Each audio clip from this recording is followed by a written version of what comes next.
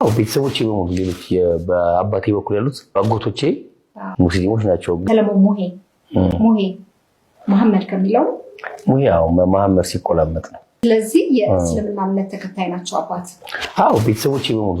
አንተ ወደ ክርስትና የመጣኸው እንዴት ነው? ያፈቅራት ስለነበር እሱ ወደ እሷ መጥቷል ማለት ነው። ስለዚህ ሁላችንም እየተወለድነው ልጆች በሙሉ ክርስቲያን እሱ ወደ ክርስትናው መጥቶ ነበረ። በኋላ ላይ ግን ወደ እስልምናው መመለስ ፈለገ። አሰላሙ አለይኩም ወራህመቱላሂ ወበረካቱ። ውድ የሪአክሽን ቤተሰቦች እንዴት ናችሁልን? ዛሬ በአዲስ ቪዲዮ መጥቻለሁ። እንግዲህ ለዛሬ ይዤላችሁ የመጣሁት ቪዲዮ አርቲስት ሰለሞን ሙሄ እንግዲህ ስለ አባቱ ተናግሮ ነበረ። መጀመሪያ ሙስሊም ነበር፣ ከዛ እስልምና ለቆ የክርስትና እምነትን ተቀብሎ ነበር። በመጨረሻም ግን አላህ ሀቲማውን ሲያሳምርለት ሰልሟል፣ እስልምናን ተቀብሏል። በእርግጥ አሁን በህይወት ባይኖርም ብሎ በኢንተርቪው እየተናገረ ነበር። እሱ ኢንተርቪው ላይ አንድ ላይ ሪአክት የምናደርግበት ነው የሚሆነው፣ ምክንያቱም እጅግ በጣም አስተማሪ ነገር አለው ብዬ ስላሰብኩኝ ነው። ሌሎች ምርጥና አስተማሪ ቪዲዮዎች አሉ። ታዲያ ቪዲዮ እንደተለመደው ሁላችሁም ላይክ በማድረግ እንድጀምሩ ጋብዛለሁ። ይህ ቪዲዮ እንዲዳረስ ሼር አድርጉ። ለዚህ ቻናል አዲስ ከሆናችሁ ሰብስክራይብ ማድረግ አይረሳ። በቀጥታ ወደ ቪዲዮ ቢስሚላህ። ባለፍታ በዚህ ቪዲዮ ላይ አብዛኞቻችን ከሰላት ጋር ያለንን ችግር በትንሹም ቢሆን ለመጥቀስ ሞክሬያለሁ። አብዛኞቻችን ያው ሰላት ላይ ያለ መቆየት ችግር አለብን። ቶሎ ከሰላት የመውጣት ፍላጎት ስላለብን ችግሮቻችን ያው መፍትሄ ሊሆን እንዳልቻለ ለመናገር ሞክሬያለሁ እና አንዳንድ ሰዎች በዛ ቪዲዮ ላይ ያው መፍትሄ ከመፈለግ አንፃር የጻፋችሁልኝ ኮሜንት አለ። ለነዛ ምላሽ እንዲሆን ብዬ ነው ይህን ቪዲዮ የምሰራው። ሰላታችን ላይ ኹሹዕ እንዲኖርልን ከሚያደርጉ ነገራቶች ውስጥ የተወሰኑ ነገሮችን ጠቅሳለሁ። ካነበብኩትና ከሰማሁት ነገራቶች አንፃር እኔንም እያገዘኝ ካሉ ነገራቶች አንፃር የተወሰኑ ነጥቦችን ጠቅሳለሁ። የመጀመሪያው አላህ Subhanahu Wa Ta'ala ፊት ለመቅረብ ስንሄድ የአእምሮ ዝግጅት ያስፈልጋል። አንድ ሰው በሆነ ጉዳይ ላይ ተሽዊሽ ሆኖ የሆነ በቃላ ቢዚ ነገር ሆኖ በሆነ ጉዳይ ስሜቱ ተነክቶ ትንሽ ሳይረጋጋ ወደ ሰላት ቢገባ ያለበትን ሐል ለመቀየር የሰው ልጅ ትንሽ ይቸገራል። የሆነ የተወሰነ የአእምሮ እረፍት ያስፈልገዋል ምናምን። ያስል ያው የአእምሮ ዝግጅነት አንድን ነገር ልንሰራ ስንል መጀመሪያ የአእምሮ ዝግጅነት ያስፈልጋል። ሰላት ለመስገድ እረፍት ያስፈልጋል። ይሄ በጣም የበዛ እረፍት አይደለም እያልኳችሁ ያለው ትንሽ ረጋ ያለ ነገር አለ አይደል? ሩጠህ ያለከለክም አይደለም መሆን መግባት ያለበት፣ ተናደህ ምናምን ነገር አይደለም። በቃ ይሆናል አይደል? ረጋ ባለ ስሜት መጀመሪያ ሰላት ለመጀመር መጣር አለብን። ሲቀጥል ደግሞ አላሁ አክበር ስንልክ ስንጀምር እቺ አላሁ አክበር የምትለዋ ከሊማ በጣም ትልቅ ነገር ያዘለች አላህ Subhanahu Wa Ta'ala በዚህ ምድር ካሉ ነገራቶች ሁሉ እሱ ከፈጠራቸው ነገራቶች ሁሉ በሱ ስር ካሉ ነገራቶች ሁሉ የበለጠ አንተን ካሳሰበህ ጉዳይ አንተን ካስቸገሩ ነገራቶች ሁሉ አላህ Subhanahu Wa Ta'ala ላቅ ያለና የተጠራራ መሆኑን የምንመሰክርበት ቃል ሆኖ ያችን ይሄ አሁን የነገርኳችሁ ማዕና በውስጥ ይሆናል በመናባችን እየሳል ነው መሆን መቻል አለበት። ሲቀጥል ደግሞ ይሄ ኢስቲፍታህ ዱዓ ምናምን አለ አይደል? ያው ብዙ የመጡ ሐዲሶች አሉ አይደል? ነብያችን አለይሂ ሰላም በተለያየ ጊዜ ያው የተለያዩ ኢስቲፍታህ ዱዓዎችን ሲሉ እንደነበረ በአብዘውትሮ ሲሉ የነበሩት ዱዓዎች አሉና ከለመድናቸው የኢስቲፍታህ ዱዓዎች የተለየ ለምሳሌ አሁን ሱብሃነከላሁመ ወቢሐምዲከ ተባረከ እስሙከ የሚለው ዱዓ አለ አይደል? እሱ ነው ብዙዎቻችን ብለን ምን ጀምሮ ነው። ከዛ የተለየ ወጀህቱ ወጅሄ ሊለዚ ፈጠረ ሰማዋት ያን እነዛን አሉ አይደል? እነሱን እያል ቀየር ማድረግ ለምን ብዙ ጊዜ የለመድነው ነገር ሲሆን ልብ ያለ ማለት ነገርም ስላለ ምናምን ማለት ነው።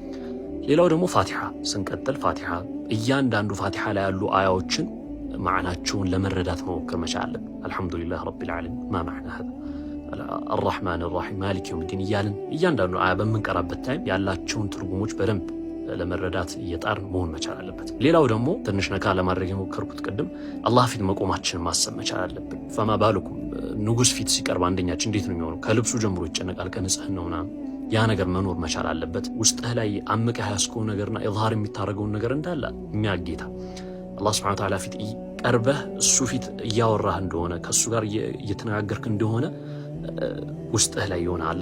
ያንን ስሜት ማምጣት ማላበስ መቻል አለበት ራስህ። ሌላውና የመጨረሻው ብዬ ያሰብኩት ምንድነው ኢማሙ ቁርአን በሚቀራበት ጊዜ ያው ጀህሪያ የሆኑ ሰላቶች ላይ ኢማሙ የሚቀራውን የቁርአን አያቶች በደንብ ተደቡር ማድረግ ምን እያለ እንዳለ ቁርአኑ አላህ Subhanahu Wa Ta'ala ምንድነው በዛ ቁርአን ላይ እየተናገረ ያለው የሚለውን የቁርአኑ ማዕና በደንብ ለመረዳት መቻል አለብን። ያው የኛ ትንሽዬ ሰበብ ከአላህ እገዛ ጋር ተደባልቆ ስኬታማ ልንሆን ስለምንችል በደንብ ጥረት ማድረግ መቻል አለብን። ለቪዲዮ ርዝመት አፉ ትሉኛላችሁ። ወሰላሙ አለይኩም ወራህመቱላህ። ወአለይኩም ሰላም ወራህመቱላሂ ወበረካቱ። እንግዲህ ብዙዎቻችን ያው ሰላት እንሰግዳለን። ነገር ግን ሰላት ስንሰግድ በጣም በመጣደፍ ያለ መረጋጋት ዝም ብሎ ሰገድን ለመባል ያህል አይነት በቃ እናነበንባለን ቁርአኑ ምናምን ነገር በቃ ይሄ ያለ አይደለ ከልባችን ሳይሆን እንሰግዳለንና ለሱ ፍቱን የሆነ መፍትሄ ነው ወንድማችን እያጋራን የነበረው ወንድም ይስሐቅ አብልካፍና እነዚህ ነገራቶች በደንብ ትኩረት ልናደርግ ይገባል። ሰላለን ሰግድ ስንል አላህ Subhanahu Wa Ta'ala ፊት ልንቆም ስንል የአእምሮ ዝግጅት ይፈልጋል። ስፒሪቹዋሊ ልንዘጋጅ ይገባል። በሁሉ መናችን ባለባበሳችን በሁሉ ነገር ልንስተካከል ልንዘጋጅ ይገባል። ሸይፍ ስሜ ቅዱስ ይባላል። ያው ስሜ ኸይረዲን በአሁኑ አማን እባላለሁ። በፊት ስሜ አማኑኤል የማሸብር መባል እታወቃለሁ። በፊት ሚሊዮን አሁን ሳላህ። ወደ እስልምና በጓደኛዬ ምክንያት ነው የመጣሁት። ወደ እስልምና ከልጅነቴ የነብያችን ሰለላሁ ዐለይሂ ወሰለም ፍቅር ነበረኝ። ስለሳቸው ስሰማ ያደኩት ነገር ወደ እስልምና አምጥቶኛል ብዬ አስባለሁ። እስልምና ሐሳብ ቀርቦልኝ ነበረ። ከዛ በማንበብ መጽሐፎች ምናምን በማነጻጸር ከሁለቱም በማየትና ከዛ በቃ መምረጥ ነበር። ከዛሬ 5 ዓመት በፊት የዳዕዋ ጥሪ ያደረገልኝ ማለትም የንጽጽር ነገር መጽሐፎች ምናምን ነገር ይሰጠኝና አነብ ነበረ። በዛ ምክንያት ያን አንብቤ ያለውን ነገር አገናዝቤ ወደ እስልምና መጥቻለሁ። ሻሃዳ ማለት የሚገለጽ አይደለም እንዴ በቃላት ይሄ ብለህ የምትገልጸው ነገር አይደለም። ለየት ያለ ስሜት አለው ማለት ከምንም በላይ የሚቀልህ ነገሮች አሉ።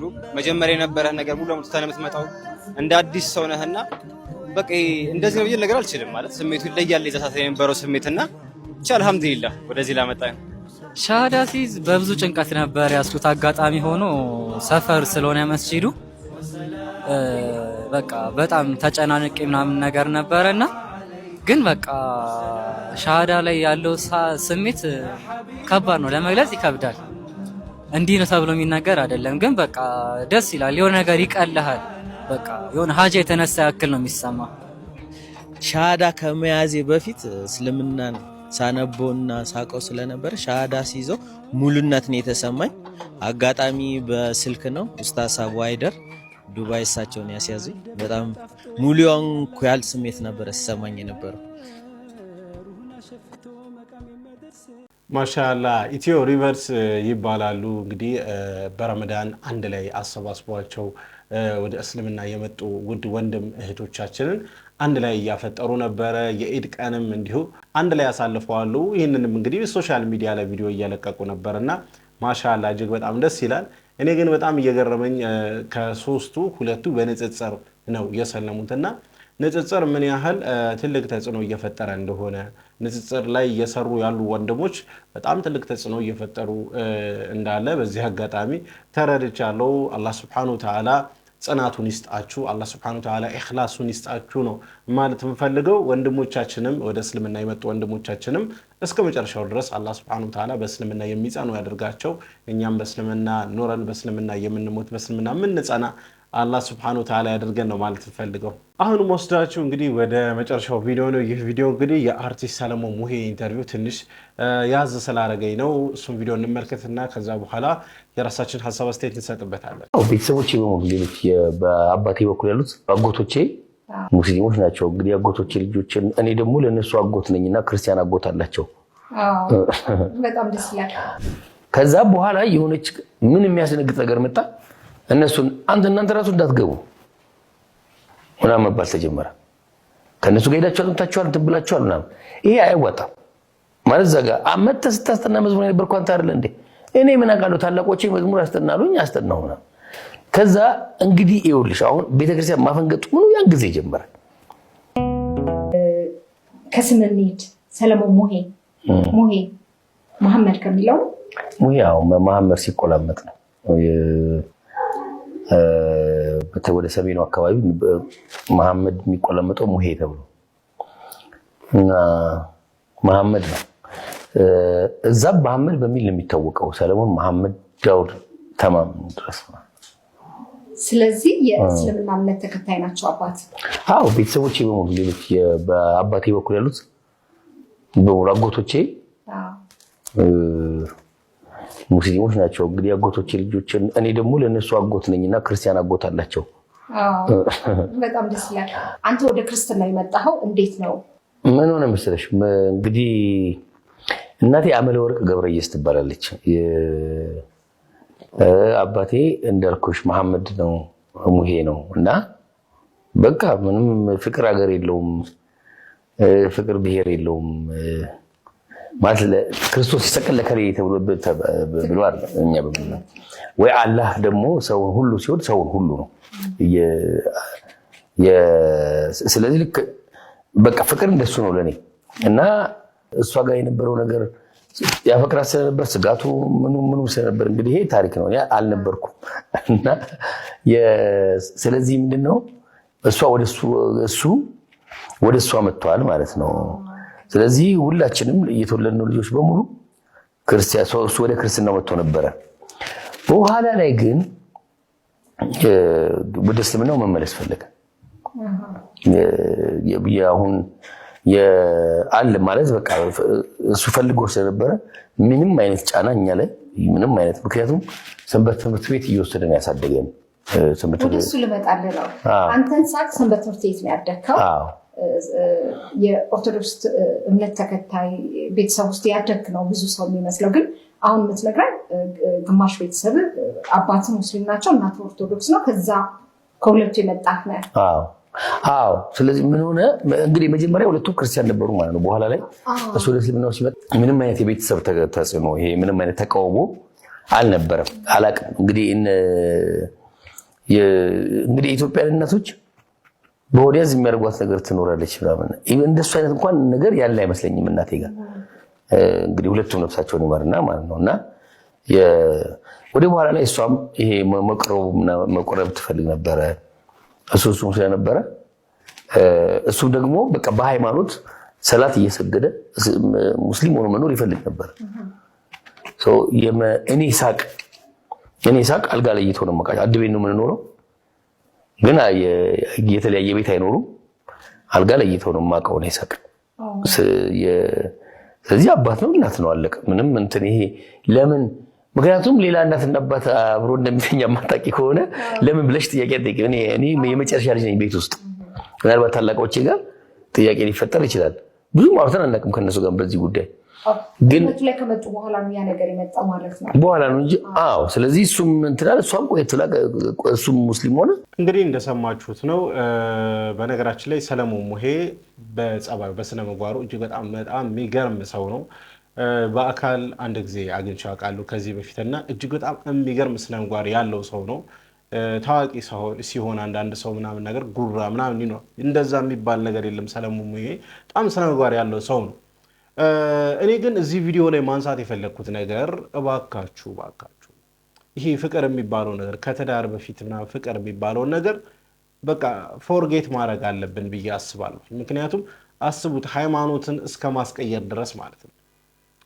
የሰለሞን ሙሄ እናት እንግዲህ ክርስቲያን ነች አቶ ሙሄ ወይንም ደግሞ አቶ መሐመድ የሰለሞን አባት ደግሞ ሙስሊም ነበሩ እንግዲህ እስልምናቸውን እስቀየረው ነው እንግዲህ ሁላ ያገቡት በዛም የተነሳ እንግዲህ ያው አንድ ልጃቸው የክርስትና እምነት ተከታይ ሆኗልና ይሄ ፍቅር የሚባለው ነገር በጣም እጉር ነው በጣም ብዙ አይነት ውሳኔዎች ሊያስወስነን ይችላልና በተቻለ መጠን ምንም ጥያቄ የለውም ሁላችንም ከሃይማኖታችን ጋር ተመሳሳይ የሆነ ሰው ነው ልናገባ ይገባል ብዬ ማስበው ለልጆችም እንቆቅልሽ ነው የሚሆነው ግራም የሚያጋባው መጨረሻውን ብዙ ጊዜ ሲያምር አናይምና አልহামዱሊላህ ረብል ዓለሚን የሰለሞን ሙሄ አባት አቶ መሐመድ አላህ Subhanahu Wa Ta'ala ጀነተል ፊርደውስ ይወፍቃቸው አላህ ይርሐማቸው እንግዲህ እንደተናገረው ከሆነ ሙስሊም ሆነው ነው የሞቱት ያው መጨረሻ ኻቲማ ነው አይደለ ሁሌም ኻቲማችንን አሳምርልን አይደል የሚባለው የሳቸው ኻቲማ አምሯል የኛንም ኻቲማ አላህ ያሳምርልን ነገር ግን ከዚህ ቪዲዮ